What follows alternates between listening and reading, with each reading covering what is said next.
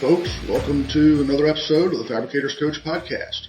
As the long intro for the previous episode talked about, we're talking with Aaron Crowley, both from Fab Lab podcast fame and from No Lift Install Cart fame. As you may know, Aaron owned a shop for 20 years, and he sold it not long ago. And so we're going to continue our conversation about his experience. We're going to join that conversation in progress.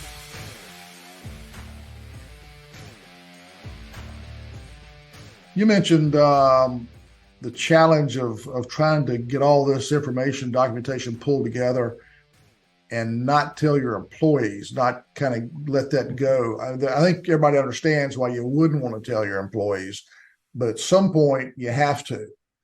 How does that go? How do you handle that? And obviously the person buying the business doesn't want to lose all your good employees. So there's some thought that has to go into that process. How did you guys handle that? Yeah, it felt like a high wire act, honestly. I mean, and I'm trying to think back. We had our countertop company, we had No Lift, and then we had Fabricators Frame, which is another company. And so I had an accounting department, which had, I think, 3 full-time employees in it. And we were essentially subcontracting, we were running the books for 3 different companies. Right. We might have had 4 people in that department. Thankfully I had some in-house, and then I had a third-party bookkeeper that was kind of our auditor. She'd set our books up like 20 years before. Right. So thankfully I had her as a kind of uninterested party that I could go to and say, hey, her name was Bev. And I could say, Bev, I would explain to her what was going on before we told anybody else. So she was able to pull a lot of that information for us. But had I not had her, at some point, I would have had to have told at least one person in that office, like, hey, this is what's going on, and I'm going to need you to provide me a lot of information over the next, weeks and months. Yeah. That was probably the most stressful part of that initial phase of when we had the letter of intent, and all of a sudden now the banks, and it's like, holy crap, this is actually going to happen. This is getting scary. Yeah. This is getting real. Yeah. And we had a management team that I think the person that had been the least on my payroll was like 11 or 12 years. So, I mean, I had 3 primary, department managers that had been with me for a long, long time, which was hugely valuable for the new owner to have that kind of institutional knowledge that was already embedded in the company. And they were already running those departments anyway. And that was my greatest fear, was that once I told them that I was selling the company, they would bolt and the sale would fall apart. Yeah. And so that created just an enormous amount of stress and the way we handled that was, and I think of all the things that I do more things wrong than I do well, but I think the way we handled that was probably one of the highlights of that whole sales process. But so part of the transaction was that the owner or the buyer, the future new owner, had to pay me a non-refundable deposit or escrow, or I can't remember the term for that. Anyway, there's some name for that. It's basically and I basically said, look, I'm not telling my employees that we're doing this until that check clears. Yeah. Because, if and the owner could back out. I could tell my employees we're selling the company, not the owner.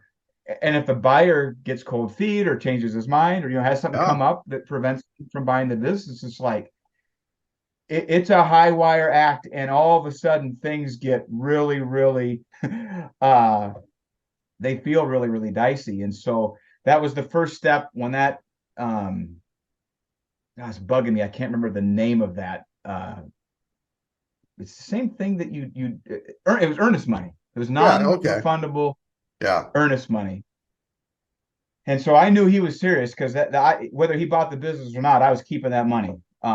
So I knew he was significant sum. So it kept his, everybody felt good about the transaction. So that's good. Yep. Well, And then and the in next, terms of during the process, how close to closing did you get that earnest money? Was that like within a week of closing, or was it much earlier? no, it was a lot earlier. And I think that was one of the things we did well Okay. in the transition. And I had a lot of other people, a lot of other employees that weren't managers that had been with me 13, 15, years. So we had a group of people there that had been together for a long time. Yeah. So it was at least, I would say at least 2, maybe 3 months before the transaction, before we closed. Yeah. I got that earnest money, and we told the crew, we told the company, Okay. and so I had this is, I think, comes back to where we started the conversation. I had a rationale. It was like, we just moved this business. No Lift had grown out of the facility, and our company knew that. The Yeah. employees knew that.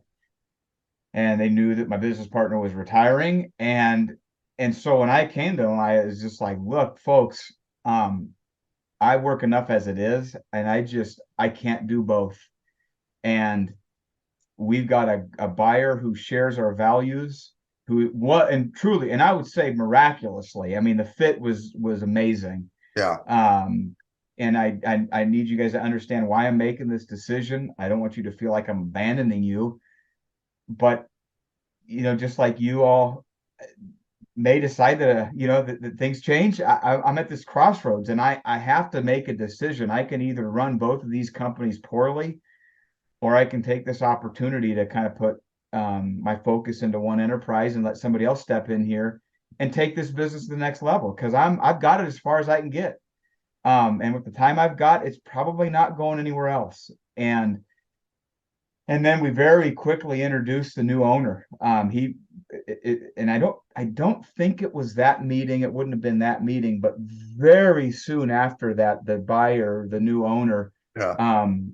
started coming down. We introduced him. He had time to kind of meet with people, and so I think our situation was a little unusual. And the gentleman that bought our company is just an absolute gem, absolute stand-up guy. Has done a phenomenal job of taking the business where it was, and leading it to places I was not capable of getting it. And he's done that with pretty much the entire team. I think 2 years later, virtually every employee is still working there, which is That's shocking. that's fantastic. I think that's, people talk about having, if you're making a big change in life, is it because you're running away from something or you're running towards something? In your case, you're running towards something, so that conversation with your people was much, much easier and made a lot more sense. Whereas if you were running from something, you were just burned out, had to get out, and you were just whatever offer you get, you're taking. It's tougher to have that conversation. And then 3 years later, how many of those employees are still with that new organization? So, yeah, I think all Yeah. that ties in together in terms of preparation, starting way ahead of time before that date is that you want to exit the business and being ready for it. Yeah, yeah. And so, yeah, they understood, the team understood, and then we started that kind of the next phase, which is, okay, what does this transition actually look like? And the new owner started coming in, and man, he was going out on install, he was going out on templates, and just he was just kind of getting familiar with the business. And it's like, well, you can learn on the job after you buy it, but you might as well come down now and start getting to know people. And he did. And I Yeah. think that was hugely significant, and that contributed a lot to their trust of him and the new owner, Yeah. of being able, okay, you know what, he is a good guy.